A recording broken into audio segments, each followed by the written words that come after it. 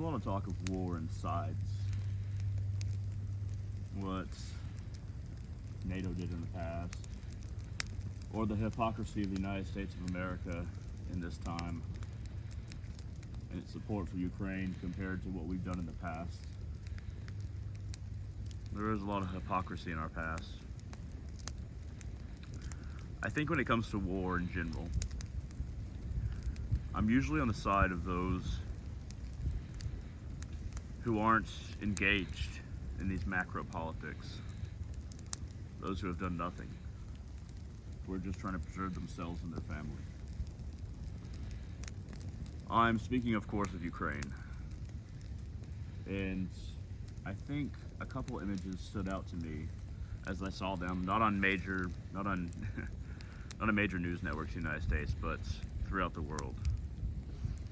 There was this little girl, probably about 4 years old, maybe probably three. She didn't know a whole lot of words, even in her own language. And she was, dressed up in like this pink little tiny parka and like a little beanie with a fuzz ball on top. And she was about to cross with her mother this wooden plank bridge, since the Russians had bombed this bridge until it was no longer usable, so they had to cross a different way, and luckily the water was low.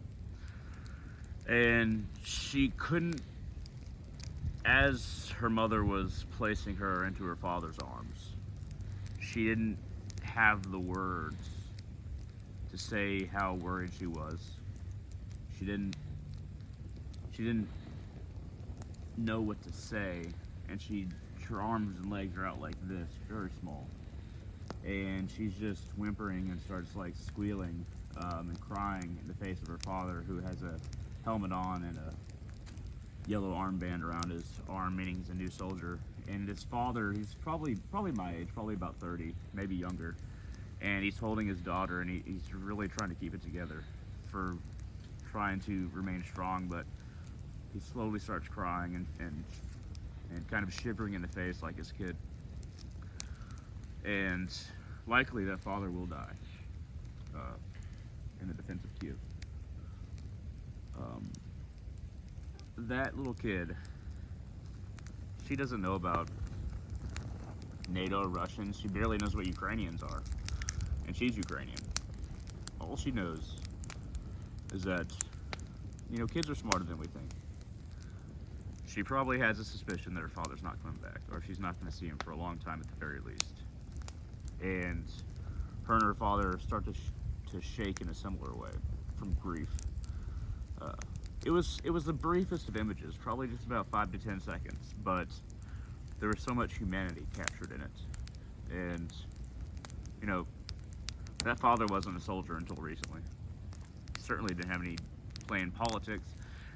And his daughter, all she knows is that that she has to leave her home because things are dangerous, and her dad is probably not coming back. Little things like that are why I'm usually on the side of those who had nothing to do with it.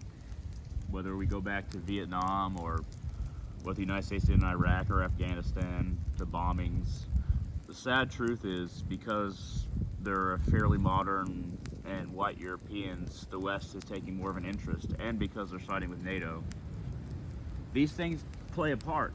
They play a big part. But that little girl, and maybe not even her father, they don't really know about that. They didn't have a hand in it. They're just trying to survive. They don't know if they surrender themselves to the Russian troops, if they'll be treated fairly. They're just trying to protect their home. That's the thing about human beings. There's those beautiful moments, and macro speaking, it seems like we're just going to keep on fucking and fighting until we figure out what it is to live, who we are, what we're supposed to do.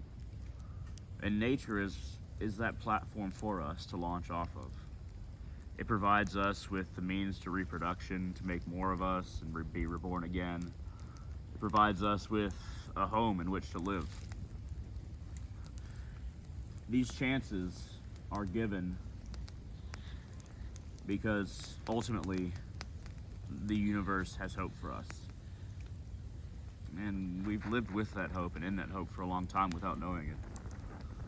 Eventually, somewhere down the line, we'll produce enough people who get it, and more people will get it, and we'll go beyond fighting and fucking all the time.